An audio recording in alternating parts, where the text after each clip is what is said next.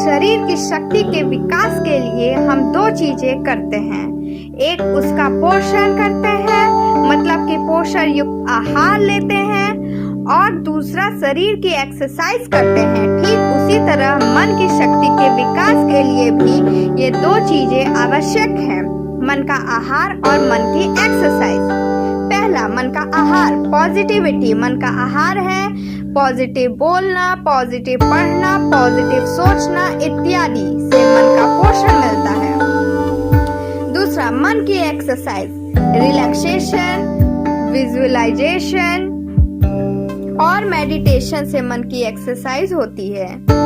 अगर हम हर दिन इस प्रैक्टिस जारी रखेंगे, हर दिन हम पॉजिटिव रीडिंग करेंगे, पॉजिटिव सोचेंगे, पॉजिटिव बात करेंगे, मेडिटेशन, विजुअलाइजेशन और रिलैक्सेशन करेंगे, तो हम अपने मन की शक्तियों को विकसित कर सकते हैं और उनसे इस्तेमाल करके हमारा जीवन बेहतरीन बना सकते हैं।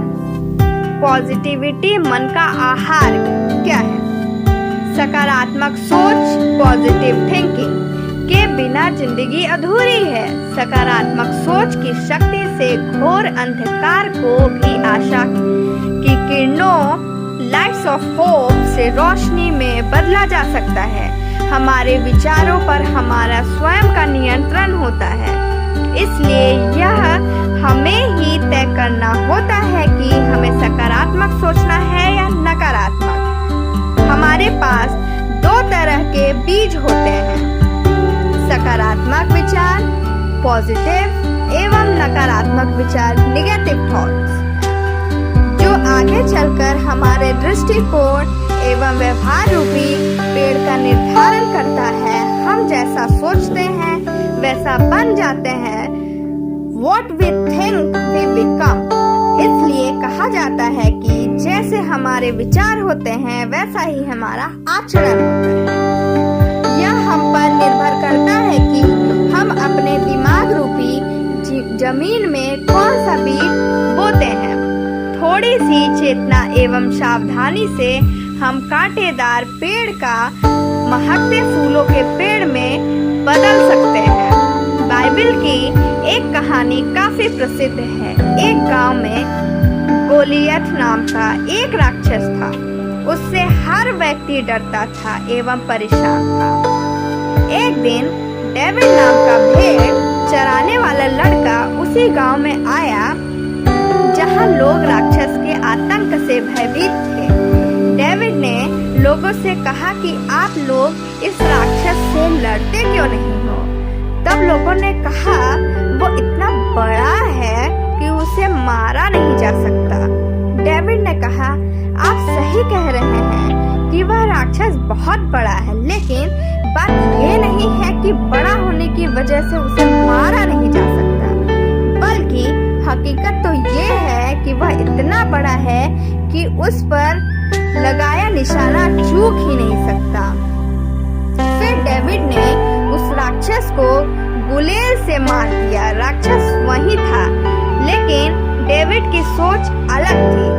जिस तरह काले रंग का चश्मा पहनने पर हमें सब कुछ काला और लाल रंग का चश्मा पहनने पर हमें सब कुछ लाल ही दिखाई देता है, ठीक उसी प्रकार निगेटिव सोचने से हमें अपने विचारों और निराशा, दुख और असंतोष ही दिखाई देगा, और पॉजिटिव सोच से हमें आशा, खुशियाँ एवं संतोष ही नजर आएगा।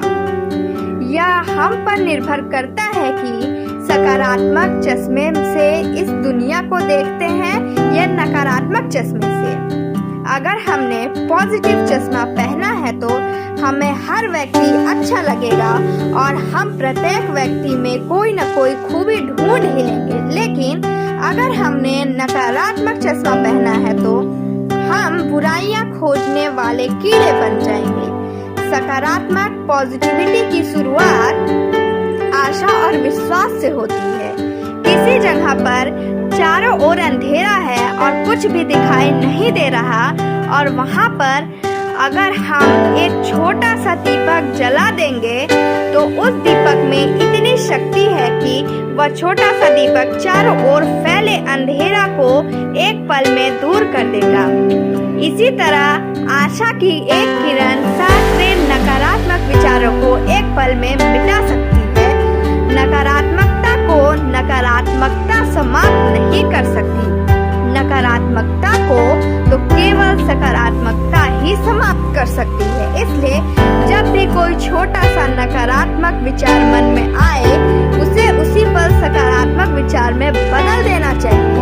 उदाहरण के लिए, अगर किसी विद्यार्थी को परीक्षा से 20 दिन पहले अचानक ही यह विचार आता है कि वह इस बार एग्जाम में उत्तीर्ण नहीं हो पाएगा, तो उसके पास दो विकल्प हैं।